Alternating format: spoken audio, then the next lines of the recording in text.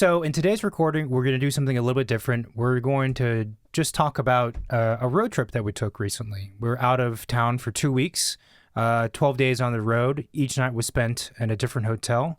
And we did a tour of the southwest region of the United States. So the places we hit were New Mexico, Arizona. The destinations were Albuquerque, Santa Fe, Sedona, Monument Valley, Grand Canyon, Antelope Canyon, something else I'm forgetting, Joshua Tree in California. So a lot of natural landscapes. And we're going to talk about some of the architecture we saw, our reflections on it, some of the modern architecture, the historical architecture, but also the landscapes. I think we were probably most impressed by the landscapes more than the architecture. It was interesting because we started the trip in Albuquerque, right? So it was 5 of us and we all met there. And it felt to me, and I didn't think about that as I was planning the trip, that we kind of like started from the most, maybe not remote area, but kind of remote, like the ones that felt very untouched in a way, and kind of like made our way back to civilization toward the end of the trip. And it was pretty interesting and pretty clear, kind of like some of the feelings that we had when we were in those different areas, and once we got back to more like urban areas. Yeah. And as much as I love cities for like the energy and like, you know, like human building things and doing stuff, like I think the feeling we shared when we got back to civilization was just sadness, honestly. So, you know, maybe let's unpack some of that stuff here to kind of understand why we felt like that, and what did we see in the trip that maybe made us feel happier. Yeah. So for the first like half of the trip, let's say, we were mostly visiting natural landscape places, a lot of Native American or Indian reservations and these national parks like Monument Valley, like Antelope Canyon, which is a particular canyon, and things like that. So our experience of the place and the landscape was really just, there's no buildings in a lot of the cases. It's just the road, a freeway, the desert, and deep, a lot of times very orange, deep red-orange sand, and striking blue sky as far as you could possibly see. There's nothing else in sight but that, maybe some cacti, and in a lot of cases, the clouds were amazing. I mean, there were thousands and thousands and thousands of pristine white clouds that, again, they just went on indefinitely. So that strong horizon and that as a picture, as an environment, really became kind of what we were used to. There was kind of a sense of a different sense of scale. Yeah. And of course the strong presence of nature, but mostly like the scale of nature, like untouched nature. That felt very precious because it's not something that I feel a lot of people can experience every day wherever we all live. So it was kind of like, where the heck are we? Like, why is this untouched? Like, why is this here? Why no one like came here and developed a bunch of buildings and did a bunch of stuff? Like, well, you want them to do it? No. Okay.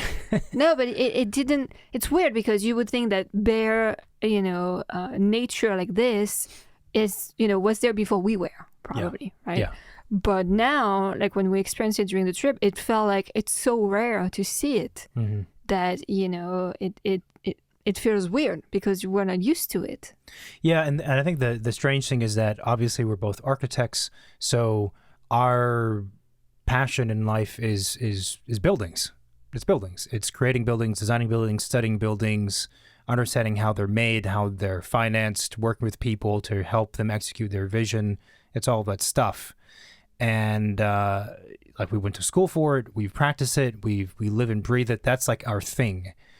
And I love buildings, and there's a lot of beautiful ones, and I'm always inspired by a lot of buildings, actually. But to your point, the transition during the trip when we started to make it back towards cities, and I think specifically the bigger city that we went into toward the end of the trip was Phoenix. So we're in the landscape, like I'd mentioned, driving during the day, during at night. And then we get into Phoenix, and as you approach, you see more and more signs of human civilization. You see street signs, freeway signs, billboards, and then you see Costco's, and then you see Targets, and then you see towers, and more and more as you get closer, obviously you see more of this stuff, and power lines. And I would say that among all of us, I think the architects and the non-architects on the trip, we became, you could feel it in the car, we became a little more and more depressed or disenchanted with whatever environment we were in the further we got into the city, because it was just, and this is not knocking against Phoenix. Phoenix actually is a pretty attractive town compared to most places, and specifically their freeways were built in a very aesthetically pleasing way compared to a lot of areas in California. But still, compared to the natural landscape that we just came from, it was kind of like, my question that hit me was, why? Why did we do this? And what are we doing in the broadest scope as a human species? Why are we creating places that are so polluted and frankly just ugly for the most part, right? Again, I'm not knocking Phoenix. These are cities in general. I mean, LA is a grotesque place, let's be honest. So the question that came to my mind was like, can architecture, can a buildings and cities be nearly as beautiful as the natural landscape?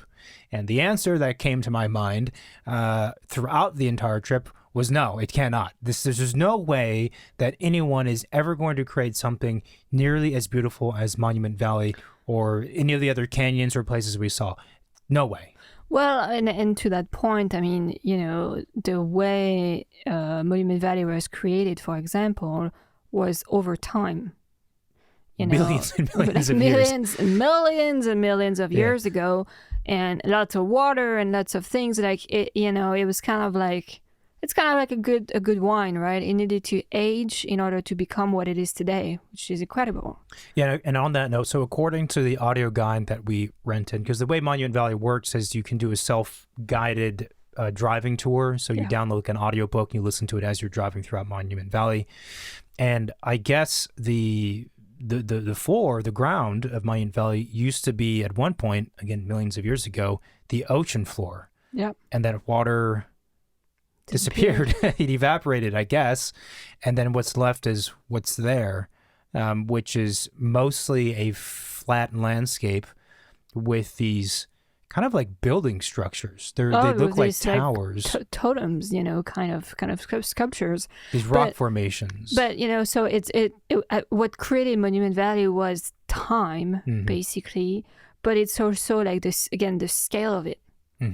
Even if you were to do one beautiful building, it would still look so insignificant compared to a place like Monument Valley. So maybe it's more like, well, will we be able to create a city?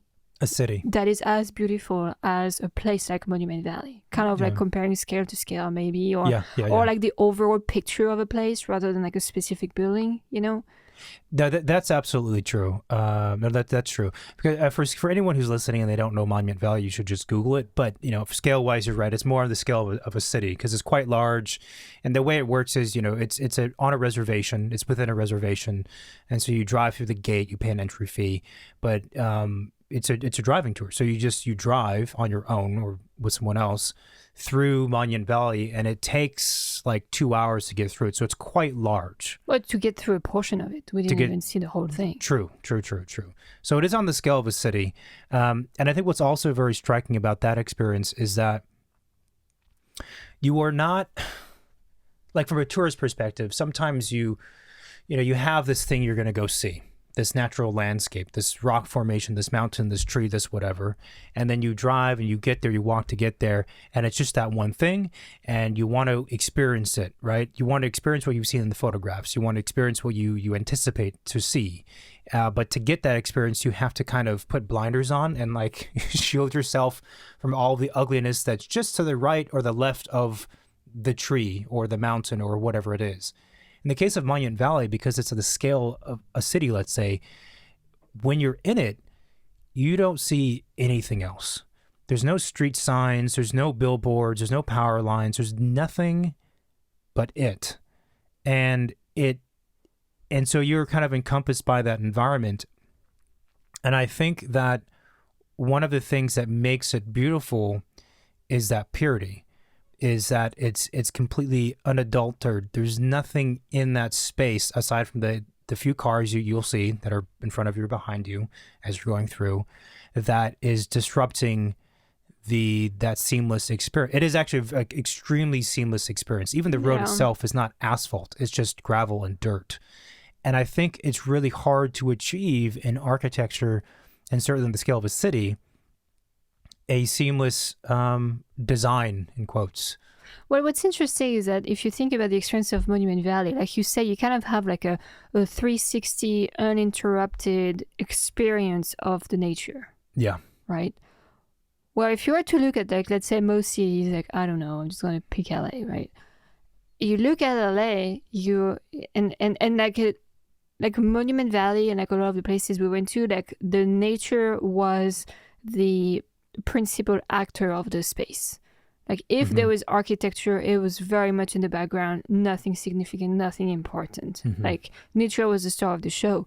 If you look at cities that are, you know, bigger and developed, let's say, for example, LA, if you look at LA, well, you know, you search for nature. Golf course. Nature is kind of in the background.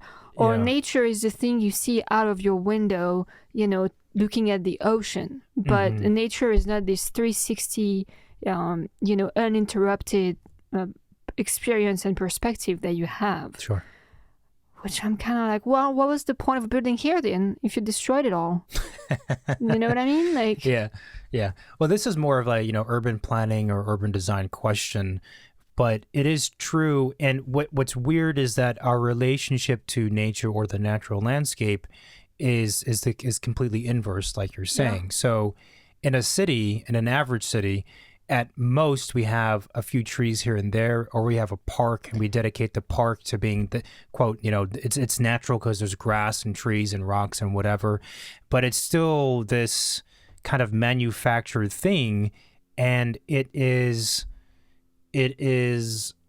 actually not really natural. It exists almost just to appease our desire to have some greenery. It's just checking the box on the list. Yeah. And actually, I had that same thought the other day. I was like flying back, and the plane was approaching, you know, LAX in LA, the airport, and you could see kind of like, you know, the bird's eye view of like the city, and I was like, oh shit. Where is the green here? I was like, oh my God. Okay, a good neighborhood with like some green front lawn, probably like, you know, like fake grass at this point because that's the new trend. Oh my God, a couple trees on that street here and that street there. I'm like, what the heck is nature? This is all like concrete, asphalt, buildings. I'm like, what are we doing? Like, what are we living in? You know, how could we be happy? How could cities be happy? I'm like, we're missing the biggest thing that we need. Like, ask anyone who goes to a national park if they like didn't like it. Everyone would be like, that was incredible. That was amazing. Like, it felt really good, right? I'm like, stop putting billboards and like 6-lane freeways everywhere and a bunch of like super shitty signs for businesses. Like, there's a better way to do that. Like, you know. Even with the word park, it's an interesting term because I don't know how it's perceived in other countries, but for sure in the United States, if you tell someone who lives in a suburban setting or an urban environment, you know, park, what do you imagine? You imagine an area that is easily, its boundaries are easily defined and you can picture it. Like, you can feel the edges of the park in your vision, right? Oh, it's like a 2 blocks by 2 blocks, or even Grand Central Park. It's not Grand Central Park in New York, right? It's massive. It's so massive that when you're in it, you actually forget you're in the city sometimes, depending on, you know, how far in you are in there. But still, it's like you understand its boundaries. It's a contained thing. But the natural parks that we visited, the national parks we visited, and the ones on the reservations, there's no real sense of boundary, right? It's just earth. It's just there. And I think we forget sometimes with our cities that, you know, like you were saying, like, we created these cities. Like, it didn't have to end up being that way. Yeah. And the bigger issue with where we've ended up in a lot of cases is that our relationship to the natural environment is completely skewed or completely cut off, frankly. And so our understanding of the impact we have on it from an ecological kind of standpoint or sustainability standpoint is minimal at best for the average person, because it's not there. You have one tree on a block, or maybe a couple trees, right? And even it's a very large, beautiful tree that goes over the middle of the street and casts a shadow down there, and there's kids playing in the street and whatnot. It's still a tree surrounded by concrete, right? Its trunk is suffocated by a sidewalk. Yeah. And I think all of that creates a very strange understanding of the natural landscape and its potential beauty. I feel like also, like for example, the adobe style architecture was, again, more sensitive to its surrounding. And it might have been because they were very like primitive in the way that they were probably thought about and built, right? It was like out of necessity rather than like, is this trendy? Is it what's on Instagram? Like, no, it was like, well, look, we need to build a house here. What material do we have? Well, we have mud, we have straw. It seems like it's a good combo. Yeah. Like the colors kind of blend in with the landscape. Like it's working out. I don't even think they were concerned. I don't even think they were probably thinking that far. It just happened to be like you extracted the material from that place. Therefore, it feels very much like it's attached to this place, right? I don't know if they were even thinking that. I mean, no, I don't think they were. Oh, okay. Yeah. I don't think they were. It was just a structurally... I mean, adobe is a pretty amazing material when you think about it. But, and as much as I appreciate like local architecture, meant for a specific place, because it just feels more natural. It feels like it belongs, right? I also love modern architecture, which kind of like ignores a lot of these things. But there is something that just feels more right, feels more natural, feels more sensitive with the to adobe the place when you maybe you carry a heritage or a vernacular heritage, for what was done before. And I'm not saying like, okay, well, anywhere in New Mexico, people should just build like adobe style. I mean, we've seen like modern adobe style that wasn't like great, well done. Yeah. But, maybe there is something there that should be explored. And I'm sure there is ways to make it evolve to something that's maybe more contemporary while retaining the history and the fact that it just feels so natural and seems to fit so well into that place. Yeah, there's a lot of things to unpack there. So one of the thoughts I had is that, there's, let's say, modern and contemporary architecture are on one side of the line, and then you have traditional, classical, or historical architecture on the other side of the line. And there are certain people who are strong advocates for traditional architecture that carries on the tradition of whatever style of buildings that exists in that neighborhood context, let's say for a house, or that part of the city if it's in a downtown area, that you should respect what's happened before to fit in the context and right? But the thing is that I don't think that you can say that all modern architecture and all contemporary architecture is therefore bad. You also can't say that if you are modernist that all traditional architecture is bad either. The reality is, and any architect and designer knows this, there's just good architecture and great architecture, and then there's bad architecture. It doesn't really matter the style or any of the other kind of labels we put on things. Good is good and bad is bad. Now, what makes something good and what makes something bad is a whole nother conversation, but that's definitely the case. The thing with the adobe architecture that we saw that I found to be so interesting is that it's not just a question of how it looks and from an aesthetic standpoint, right? It looks the way it looks because it was built that way out of necessity. So you have within that adobe house or the village or the pueblo or whatever it is, that relationship between structure, like the thing that supports the architecture, the construction methods, and the aesthetics, and therefore the design also, all those are just one and the same. Yeah. They're not separate things. And that is, I think, what makes it beautiful, because there's a hardcore honesty to that type of architecture, whether it be adobe or anything else. There's an honesty to it. And the challenge that we have in today's times is that, well, one, we're not going to use adobe because it doesn't last long enough generally, and certainly in California you couldn't use it for seismic reasons, for earthquakes. But the problem that we have across the board is that the construction technology has advanced so much that we can do anything we want, right? So a house these days is typically built out of, steel studs, metal framing, concrete, or a lot of times wood studs, type 5, right? So that's the structure. And then on top of that structure, you layer on all this stuff. And what that means is that the construction methods and the structure itself, the structural design, actually has nothing to do with the aesthetic part of the design. And therefore, I think that in a lot of contemporary modern architecture and houses specifically, there is a lack of honesty and integrity to the architecture, because we don't know there's nothing guiding us, right? Like all those things are separated, so we can do whatever we want, and it causes very strange and poor decisions to be made. I'm not advocating that we start building everything out of Adobe or whatever other kind of, antiquated construction method. Yeah, and I think it goes back to feeling that the buildings have a soul and give a sense of place. One of the other things that was very striking as we approach back civilization or like the big cities was that we could have been anywhere. Yeah, it was very hard to feel like we were somewhere very specific. Everything looks the same. Everybody has the same cars. The houses could be, anywhere except the Adobe ones. Yeah. Like it was very much. It was sad, and it's something that we've noticed, and it's kind of one of my pet peeves is that American ways to build and develop American cities is that you always have that little crappy cluster of like chains, right? And everything looks the same. It's like you always have like a Michael's, a Target, a Walmart, a Costco, and a KFC and a Burger King, like all within the same spot. And all the buildings that house those things always look the same anywhere across America.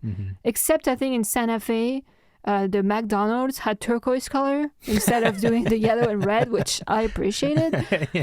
You do what you can, Well, I mean, but it's better than nothing. And actually, they're trying to make it fit to the sense of place that they have there, right? They don't want something that's like whatever, like, big change, just like being dumped in their cute little town. It's one of the most challenging questions that architects face, especially when you're doing public works. Art buildings that are going to be seen by the public very often, experienced by the public, is how do you, let's say you're doing a store or a small building in the downtown area, right? How do you create an architecture that embodies the inherent identity of that place, so it fits there, but also furthers that identity without it being a straight copy? And how do you further the identity and present something new that is going to be special without also ignoring the identity? Right. That's probably like top three most challenging aspects of doing architecture, I would say. So when we come across places where that environment is cohesive and it feels like the environment being the natural landscape or a small, historic downtown area or a downtown area that's like the modern part of it, but it feels like it has some character to it, that's always a special feeling because it's very, very, very, very rare. It's not common. Yeah, it's like we were in Tucson one of the days and we kind of like drove through the Barrio Viejo, that had like the houses of different colors, just like one-story house, very simple street, very minimal, lots of different colors and textures, and it was super interesting. And then a block away, there is like I guess a different neighborhood, and there is a giant building that's right there, like a brand new one. And I'm like, okay, well, look, if you look at that building like by itself, it's an interesting building. There's some good moves, like modern architecture, this and that. But then you look at where it sits and what's around it, and I'm like... the museum. I don't know if it was a museum or some kind of But like it wasn't a public house. It was building. a large. Yeah. Okay. It was large. It's like you look at the, like a section of the street. You have the street in the middle. You have the barrio houses on the right, like one story, kind of more historical structures, colorful, like very like local, right? Mm-hmm. And then on the other side, you have this 5-story giant monstrosity of modern architecture. And I'm like, I like both, and I would want them to be able to like coexist and make each other feel, related and more beautiful and this and that, right? But that street experience was confusing. And I think we had a clip at some point where we're like, well, what do architects do? People don't know what architects do. Well, architects design buildings. Yeah, but you can't design a building in a vacuum like that. Like it's dumb and silly to think that we only design buildings. Like ultimately we create that 360 experience of what a city feels like. Mm-hmm. So you absolutely have to look at what's around, and you have to realize what is it that you're proposing and how is that impacting what's around what you're proposing. Yeah. And I think also once we get to the city scale, like you're describing, there's of course other players that, let's be honest, a lot of times have more power than the architect. There's a developer, there's the city, there's a lot of other factors at play. That's not to allow architects to shirk their responsibility, but it gets very complicated in that kind of arena. But I do think that, and all this conversation can be brought down to the scale of a house. And just one house and the experience of the house. That's also why we say very often that, like when we're talking to the clients, that we don't make buildings, we don't design buildings. What we're doing is we're authoring, designing experiences. And I like that idea of architecture, or that definition of it, or what we do, because it takes the focus away from like that physical thing. I want a wall, and I know this wall in my living room, and I want it to be pink. Like that is not what we do. I have nothing against pink walls, but it's not the correct way of thinking about what we do. And no architect should think about it that way either. It's about that 360-degree or time-based experience from morning to night, and then morning to night throughout the week, and then throughout the month, and etc. That's what we create. And that's also why I think it's very important for any architect or designer to always be able to see the details, but then also see the bigger picture, zoom in and then zoom out, zoom in and then zoom out. Because when you zoom out, it only takes a few minor details to be completely wrong to mess up the total experience. An analogy would be if you imagine that you're in Monument Valley or one of these areas like I mentioned, and you're driving, and all of a sudden there's a giant billboard. You'd be like, well, that's terrible. That shouldn't be here. And now I have to, again, like I said, frame my view. So I pretend that thing's not there so I can get the experience that I want. And that is one of the challenging aspects about what we do, is that you're constantly thinking about that big picture through the details and trying to convince everyone else that, no, we have to do this detail this way or something close to it. Because if we don't, it's going to be like that billboard in Monument Valley, right? Because that's all it takes, really. Yeah, it's kind of depressing, honestly. Thinking about but it was weird. It was so clear when as soon as we got, I think at first, as soon as we got back on a freeway, there was more than a 2-lane road the middle of nowhere. I was like, oh shit, we're back in this crazy human maze that we've all created and like can get out from. And it's all made up.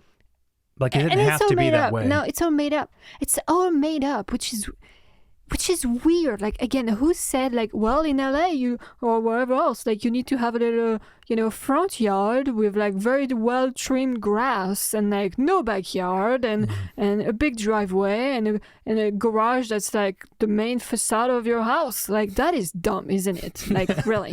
Like, no, maybe you don't need grass. Maybe you live in an area that was a desert, that is a desert. Just take it for what it is. It's a desert. Plant cactus and succulents, and don't try and have a perfect green lawn here. It's not meant to be, It's silly. If you want that, then just go live in freaking Florida or wherever they have green lawns. Like, you know what I mean? Like, yeah. Or like, I want a French chateau in the middle of SoCal. It's like, why in the hell do you want a French chateau here? I'll tell you what it is. It's because It's like the obvious thing is it's because that's what people want, but they want that without good reason. And here's a somewhat controversial opinion. In our case, because we mostly do houses for people and people live in the houses. So therefore, they obviously have final say, and how they feel about something matters greatly. I mean, that matters the most. But that it doesn't mean that their opinion or their desire is actually fundamentally correct. That's not the case. Like, I agree with your points. It doesn't make sense to have perfectly manicured lawn in an environment in a region of the world where it doesn't want to be there, and therefore it takes more resources and more water and all of it. It's counterintuitive. But what happens, the reason why these things take place, is because somebody, the client, they see it somewhere else, and it's desirable in their mind. It registers that way for either naturally, just inherently, they're drawn toward it, or they see it enough to where someone else had it, and they're more successful, therefore they want it, and it becomes this copycatting situation. Everyone's just copying stuff, right? And it's really, really, really difficult. One of the biggest challenges everybody has, especially younger designers and clients, is to get away from that. Don't copy what someone else does. Don't want something because you saw it somewhere else and it's desirable for, again, these superficial reasons.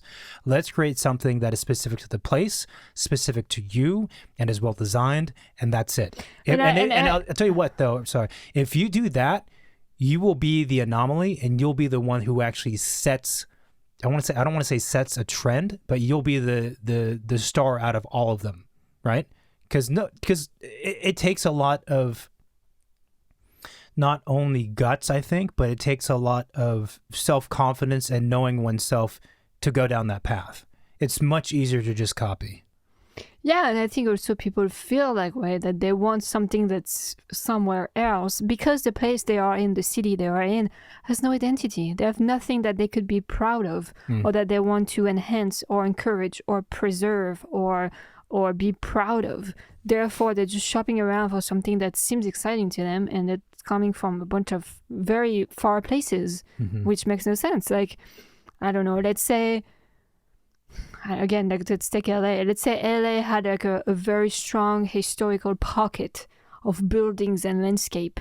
Well, at least there is something of reference that some people who are interested in like a more sense of local place and value, could look at. I think there are things you could pull from in even places that seem to have no identity. But I think that the way to go about doing that is maybe not often thought about, is kind of the fundamentals. Look at the site. I mean, the natural, the previously or current natural environment of that region of the world, and what makes sense to build there, and the structural systems that make place, and in the broader sense, the social culture, and that's about it, right? I'm not a huge believer in just copying something, or not even copying, but doing a translation of something based on how it looks. I don't think that really leads anywhere. So the other aspect of this conversation, so on that note real quick, so what does it mean to design a building that makes sense more for this place versus another? Well, the cool thing about Southern California, because of the weather, is you can do a lot of glass, and there's an indoor-outdoor way of living that's much more common. It's really hard to do that in other areas where you have severe winters and hot and muggy summers, or more basically the winters is the problem. But so I do want to be also clear that I don't think either of us, and certainly not me, I'm not saying that every new building built, designed, needs to work seamlessly with everything else that's around it. I don't think that's necessarily the case, because I do think that part of what architecture in the broadest sense should do is push conversation and help the evolution of design and architecture, and therefore culture. And you can't do that if you're always just referencing the past. That's also why, like I just said, that I don't think it's about how things look visually. It's about other aspects of architecture, which a lot of times are the more invisible aspects of architecture that have to be understood and respected. I mean, if we look at, we went to Sedona, right, as one of the days of the trip, and what was very interesting there is that, again, the architecture was almost like hiding within the nature. And that was kind of interesting because most of the buildings there were the color of the dirt, the rocks that are in Sedona, so kind of like, reddish, pinkish kind of colors. Therefore, if you drive around and look around, you wouldn't see the buildings. They were kind of like really hiding between that and, maybe the foliage and the trees and the cactuses and stuff like that. So it was kind of interesting. Maybe that's a bit too extreme because I feel like it kind of maybe goes back to maybe the more primitive sense of a building, in the sense that it's a building because it's a freestanding structure that was built by humans, but it's not much more than that in the sense that it just offers shelter, it blends in. Right. It's very specific to that place, but that's kind of it. Like there's nothing exciting about it. Right. There's nothing that's kind of like thinking about the future necessarily. But that kind of like blending with the nature works really well. And again, the nature is so strong in Sedona that you, of course, don't want building to start competing with it or stand out because they would just ruin this whole experience. I mean, it brings up the bigger topic of architecture versus the natural landscape, which ties into the question posed that we both had on the trip. Can architecture be as beautiful as a natural landscape? And what is architecture's role in that? In the context of the natural landscape? And the answer to the question of can architecture be as beautiful, it's a silly question because that's of course not. That's not okay. It might be a no or it might be a yes, but it's a false question because that's not the way that architecture should be thought about. It's not a versus. It's not a comparison. They're not rivals. They're not competing for beauty. But what architecture does inherently is it defines our meaning humans, our relationship to the natural landscape. We cannot exist without architecture because, as you pointed out, one of the fundamental aspects of architecture is that it provides shelter. Because architecture has to exist to provide us protection from the natural environment, it's a mediator from us to the natural, to us to the outdoors. Yeah, but I feel like a lot of time architecture is just trying to make a statement. The truth is that, these things that we're talking about, or this last point of architecture having the role of framing our view or understanding of the natural environment, like this is like pretty philosophical stuff. And most people are not going to think about this. And a lot of architects have learned these ideas or come across these ideas when they studied it. But, are you actually able to practice with these ideas in mind? And not to be more of a downer, but the reality is for a lot of architects, the answer is no, because it's everyday life now. Everyone has a lot of other things to worry about in their profession as an architect. There's building codes, there's budget, there's clients, there's this construction, there's a construction problem. There's all this stuff. There's getting approvals, and some of these more fundamental and extremely important questions, they just solely go to the back, which is totally understandable, but not necessarily excusable. No, but I mean, it goes back again, I think, to something we talked about before, to the fact that in the US, architecture is a consumer-based profession versus, people trying to build things that will last and they will pass on. Mm-hmm. I could swear that if clients here had this notion of, this is where I want to, live with my family. This is the house that I want to pass down to my kids. And I want this house to be around forever. Mm-hmm. And I want it to be part of the place. I think people would just think about it very differently. But that's certainly the case. The mentality is different. Well, my two favorite clients are ones who are like that because there's a weight to the project and a seriousness to it. And there's others who, it's a vacation home, which means that there's generally more creative space for us to think about the project in the ways that we're talking about, and the clients, there's more freedom. They're like, well, it's a vacation home, yeah, let's do something cool. They don't come to the table saying I must have a pink wall because I've dreamed of having a pink wall since I was a kid and it must be in the project. You don't have that. But I think it is true that in general, real estate is thought of as a commodity, and therefore so is architecture. And there's a lot of short-sighted kind of decisions being made through everybody because of that. But I do want to go back to the point about architecture being this device that shapes how we understand the natural environment and frames our understanding of it. I want to be clear that I don't necessarily mean that it physically frames the natural environment, although in a lot of cases it does, through a window, through a courtyard, through a skylight, through an interior courtyard, through a breezeway, through all these other things. It's physically framing the exterior, the natural landscape, but it doesn't have to be that. I actually mean it in a more, again, philosophical sense, that even if you have a building that has no windows at all, it's still framing conceptually the relationship that we have to the natural environment. And I think that's a very, very interesting idea. And it's also an idea that can manifest itself more visually and physically in a place like California, because we have a pretty cool climate. I mean, an interesting climate, a good climate, where things are very moderate for the most part. So we can have indoor-outdoor relationships, which is like, just from a pure sculptural standpoint and a person who designs things, that's very exciting compared to, all right, well, I got to design an igloo because it's so cold outside. I guess we'll just be inside throughout all of winter because I live in Michigan, you know. I mean, that could be cool too. The problem changes. I think both are interesting, but the problem changes because the context is different.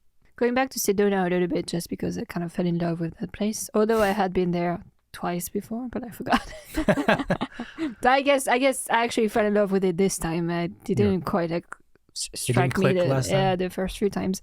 But we went to see this Chapel of the Holy Cross, which is something that if you're in architecture, you've probably seen in school at some point, right? This kind of like vertical, very minimal modern chapel that's built on what looks like the face of a cliff, kind of, in Sedona. And it's a very interesting building because it is very modern. It's very modern, just like a few vertical planes, like glass across, like kind of like austere modern too. Yeah. That's something that's whimsical or warm. It's just a slender rectangle. It's kind of intense, but somehow that move, that architecture, that one gesture in that place feels like it works. Which is very interesting. As far as like the building itself, you like it, you don't like it, there's a lot of things we can talk about it, but from kind of like again that 360 experience, it's there, it blends in, but it still distincts itself from nature, which is very interesting, right? Yeah, I like that as an example, because I think in this conversation, you had previously talked about Sedona and a lot of the buildings being more like background information in that view, and they allow the rock formations to be in the foreground in terms of experience. But the chapel is an interesting one. So people might assume that that's all we're talking about, which is not the case. And the chapel is a good example, because the chapel stands out, not like a sore thumb, but it stands out. You can't miss it. It's there. It's just like rectangle box against this beautiful organic mountain cliff, and you're like, okay, but it works. And that, I think, is the other thing, is that this relationship between human-made structures, architecture, the natural landscape, again, it's not about matching things. It's not matchiness. That's not what it's about.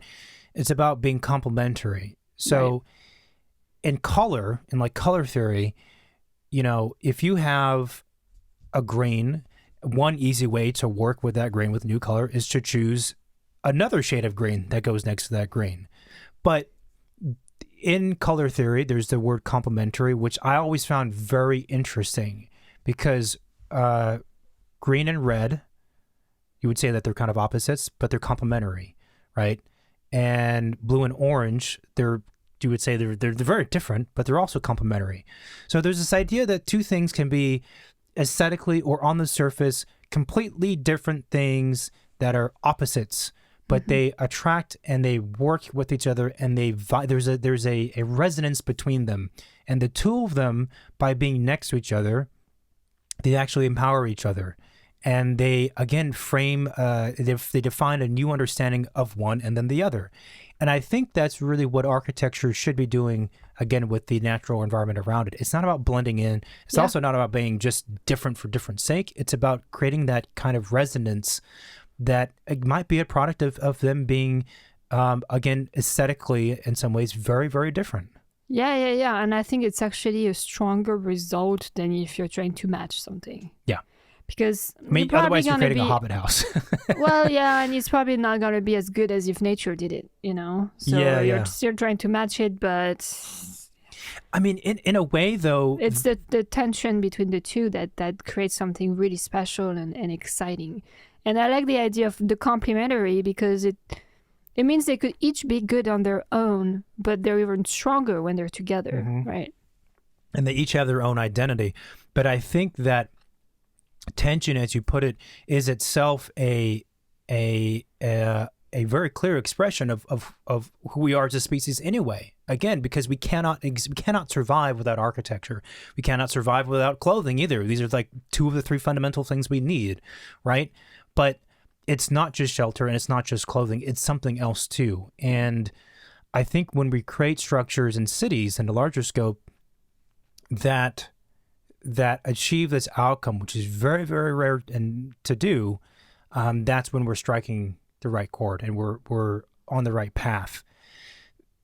The people might be listening or watching and wondering, well, why don't we have more of this, right? It's not the easiest thing to do. It also requires all this thought that things we've been saying, which is not normal everyday conversation or thinking. But two, because it requires so much effort, it requires money and time. To create something beautiful that is just beautiful on its own right as a sculpture, right? But also does these other things, like it just takes an immense amount of thought and care. And if you think about the average city, the city that you live in, for example, and you were to take a day walking through it or driving through it, how much of all the human-made stuff you see was designed, conceived, and built with the amount of care that we're describing? Very, very, very little. Yeah. And why that has been the case? There's a lot of reasons, probably more economics more than anything else. But it takes effort. And I think I'm totally guessing here, but I think it's also because this idea of craftsmanship has been lost. Huh. Do you mean craftsmanship in terms of the care that you put into something that you craft in anything, right? Like the local guy who makes bread, or the person who sells you flour, or the local, I don't know, like cheese shop, right? Like people who of course you mentioned cheese. just came to my mind. But people who are proud of what they do and passionate about what they do, they often are craftsmen. They're like architects, if they really care about what they do, could be considered craftsmen in some way, right? Yeah. It's just, again, about how much personal passion and involvement you put into something, how much care you put into something, and how much care you put into making something good, and not just like do a quick deal, make money, and move on. Yeah. And I think that it's probably what we've lost, actually, is we've lost people caring about what they do, and that probably goes back to economical, bigger problems. But yeah, I mean, I'm always, in the back of my mind, always thinking about this place because I live in the US, but I always have a little, point of reference in Europe. And I'm like, could I find those same issues in Europe? Yeah, of course, right? Yeah. But in small towns where people make their own stuff and are very proud of that, and you even the signage above the door of the cheese shop would probably be hand painted, and they would have picked the colors and be super careful, and so it's I think it's just about the love that we put in what we do. It's not even the care. I think it's do you love what you do or you don't?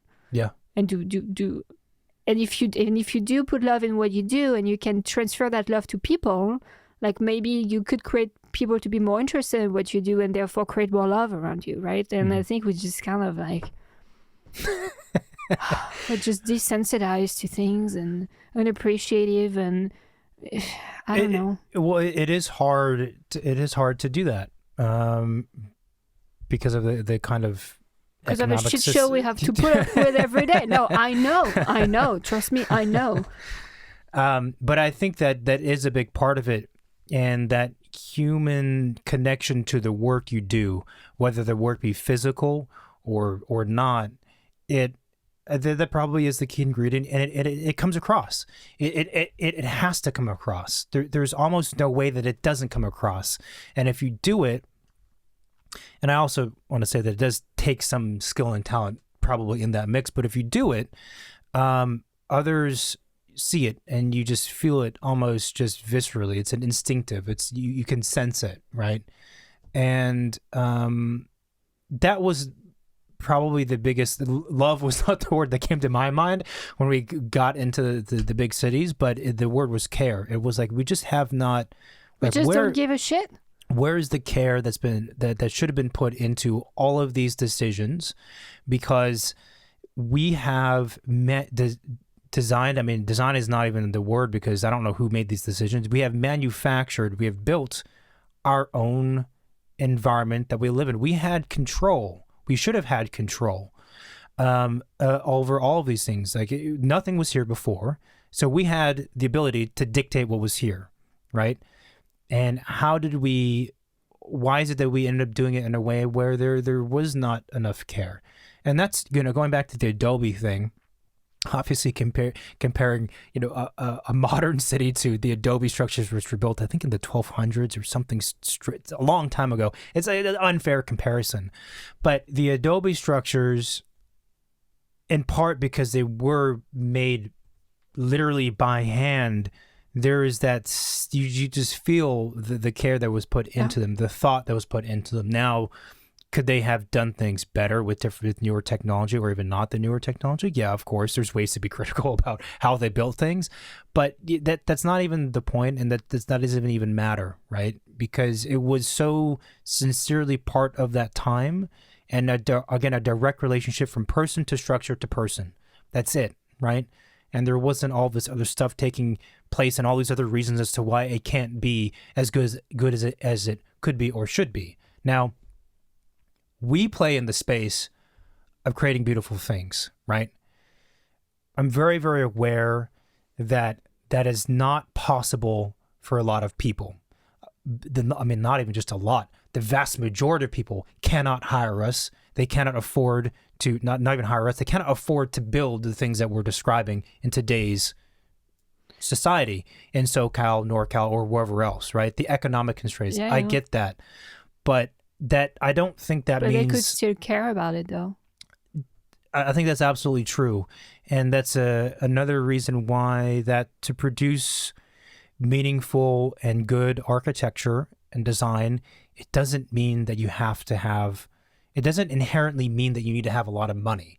However, as an asterisk next to that, just because of how much materials and labor costs today, there's a limit. There's a limit to that, and a certain amount of money is needed because you've got to hire people to build it. You've got to buy the materials, and there's not much you can do to get away from that in conventional building methods. Yeah, and I think there's also a lot of people who have terrible taste. And they just make the wrong choices. No, That's but true. again, I'm looking back at my hometown where I come from, and it was 6,000 people. A lot of them were medium to probably lower class household. And you look at their homes, it was nothing fancy, but they cared. And we saw that too in the barrio in Tucson and other places in New Mexico. Yeah. You could tell people don't have a lot of means to buy expensive cars and have fancy appliances and whatever, but they cared about how do you get to their front door. They cared about what color was their house and what color combination was the front door in their house and what kind of plant they put next to their entry door. And was the pavers or gravel. And we're not talking about expensive stuff. It's just a matter of how you present it and put it together and care about it or not care about it. I mean, you could see houses here in California who were worth $1.5 million who are complete crap. People don't know how to care about a house and just have something that looks kind of decent, although they probably have bigger means than the ones we saw in New Mexico, right? So it's kind of I'll go even further than that, and we've said it before. I'm sure we have. There are houses or properties that are worth tens of billions of dollars, and they're dog shit. Yeah. They're not good houses. They're not good design. They're oftentimes poorly built. This gets into the conversation about developers and people who just buy and flip things. Buy and flip is kind of the wrong term for the scale of tens of millions, but for anyone who's not like local to LA, you drive through the hills and there's a lot of these large houses and they are horrid. If I were to rate them on a scale of 1 to 10, they get like a 2 at best a lot of times. And yet, how is it that they're worth I know 15 million? I mean, we come across people and they, bought this house for, let's say, $8 million or whatever. I'm like, why? Why did you buy this? I know. I mean, I understand why, because everywhere else around that neighborhood is worth that amount, and you're in that neighborhood, and there's a bedroom count and square footage, and there's a pool and whatever else. But that is all just quantitative, really kind of superficial things. If you actually look at the quality of the thing you bought, right, the design of the property, the landscaping, the house, not worth that, not even close. So it's a very, very strange. LA itself is a strange environment because you have the kind of Hollywood effect that kind of seeps into everything else of like what is reality, because everyone's defining their own reality. Yeah, no, and which, you can see a lot of that in terms of their types of houses too. Like they very much feel like a set. They don't feel like reality. Yes. And to be clear, that scene, does create a very interesting kind of petri dish place for cool experiments and cool stuff to happen. That in itself can be an identity, but it's another conversation. A lot of times it just leads to poor, just things that are not really thought through, things that are not done with care, but are jacked up in price. So I don't know how we got on that, but anyway, the trip we took was awe-inspiring for sure. I guess the other thing we should mention, the other architectural piece that we saw that was the two that were very interesting was a place called Arco Santi, which again was designed by Paolo Soleri and built by his kind of community of hippie people, let's say, in the 60s. And that was basically a small city's kind of a small neighborhood scale kind of structure for an alternative way of living with the environment, which is very interesting. And of course, Taliesin West by Lloyd Wright, which is a whole nother story, but was for the most part an interesting case study of architecture trying to work with and again frame a relationship to the natural landscape. Because when he built that thing, nothing was out there.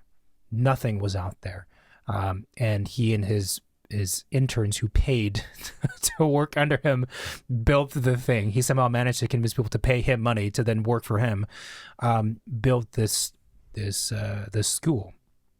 Now, the funny thing with Taliesin West is that the architecture for the most part is just phenomenal, as you would expect with Lloyd Wright.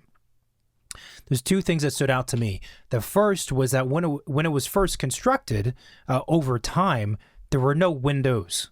There was no glass. It was all open. It was all open. So when you see photographs of Taliesin West and there's windows and glass, that did not exist when it was first constructed and when it was used in the beginning. Because actually part of his mission statement with it was he wanted him and his students to be engaged with the natural landscape, to understand it, to feel it, to be impacted by it. When I think about trying to draw on a piece of vellum while sand is flying through, I don't know about that. You would have not been able to be one of his students at that time. But very, very interesting. The other fact, which is the complete opposite thing, is he imported grass from Wisconsin, somewhere on the other side of the United States. I believe it was. He imported like blue, green, whatever grass from that other place to Arizona because he liked that grass, which is like completely not in keeping with the the concept of let's create something that has a strong relationship with the immediate environment. It's interesting. I mean, that building, the Taliesin West, is pretty interesting, and again, it blows my mind when I think about when it was done. Because I'm like, you were like way ahead of your time. But like its relationship to the site and the context and the nature, and I would tend to think that it's probably easier when there's nothing around and you're just adding one building than if you're trying to do something interesting and related to the environment or the nature if you're surrounded by a bunch of shitty houses around you. That's a very, very interesting point. because you need to demo all of those shitty houses first and then do something cool and then ask everyone else to rebuild something cool. Well, that's a very, very interesting point because, and this is, what I'm going to say too also has to be thought about in the context of the United States and how old or young the U.S. is versus other countries like European countries like France, for example. So,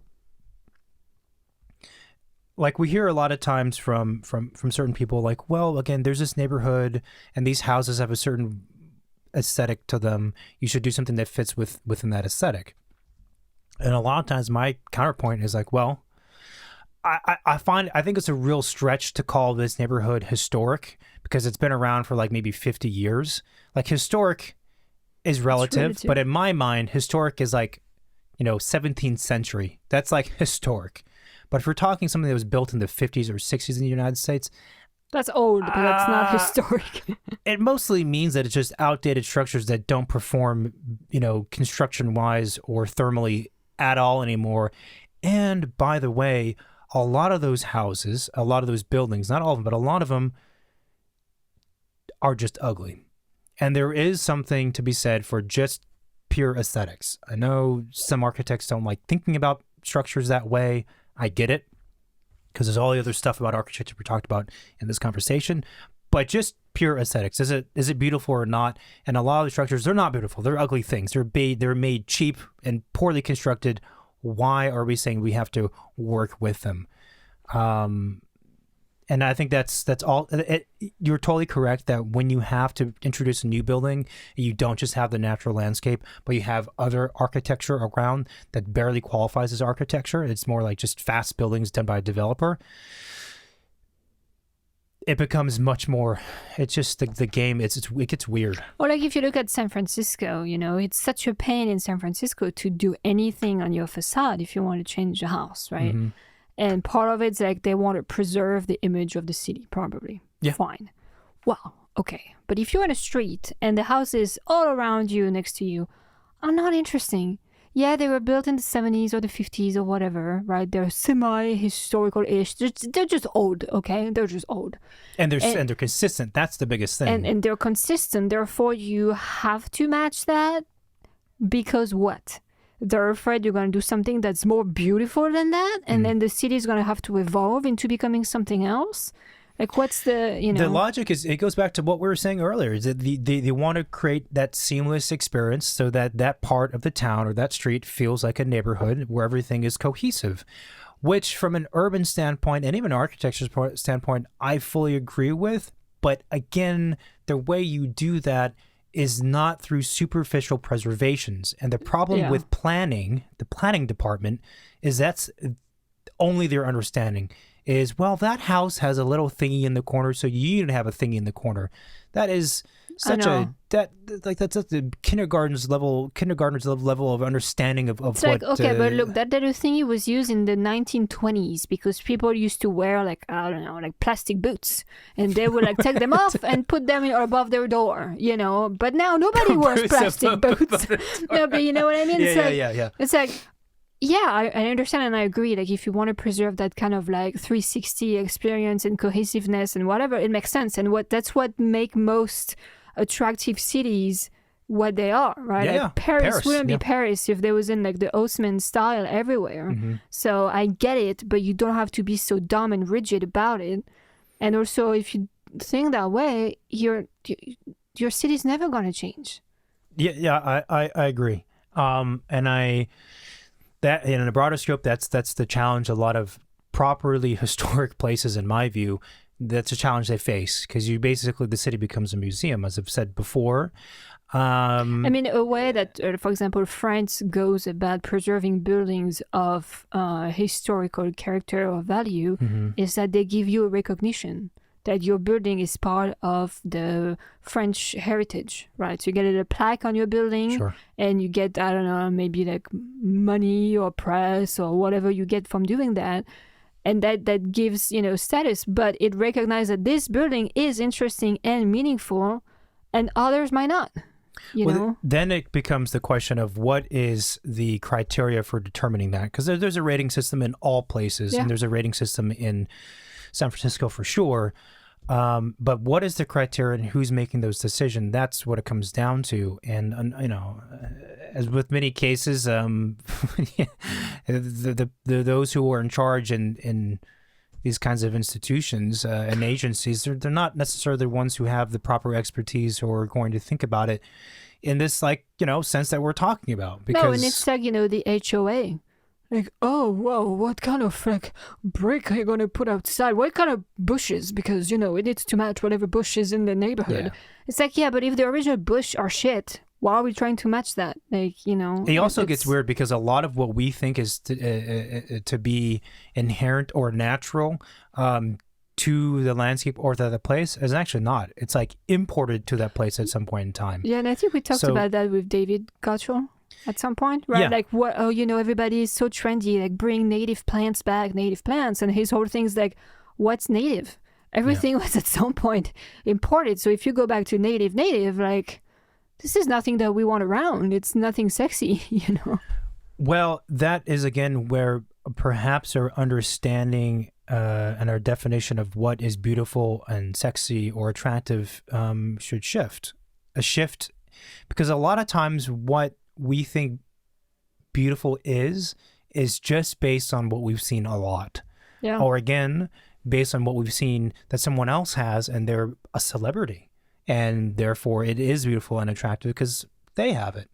And so before we completely confuse everybody listening or watching to this, really I think the struggle with architecture, the challenge of producing it or designing it is finding some truth within it.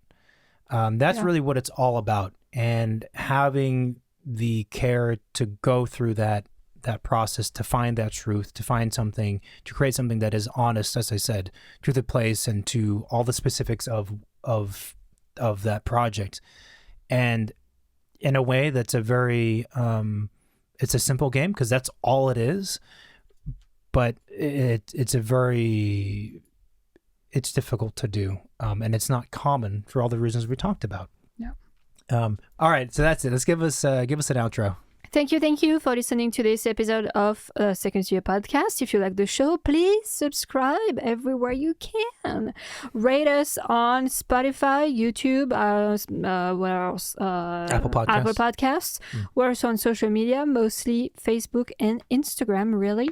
You can also find all of our episodes on the website, secondstudiopod.com, and we have the hotline 213-222-6950, where you can shoot a text, call, and leave a voicemail. If you have any questions, guest suggestions, stories you want to share, advice that you need, questions that you have, anything that you want to get in touch, please reach out. Yep, we're out there. We're accessible. We're around. We're everywhere. Thanks for listening or watching. See you next week. Bye. Bye-bye.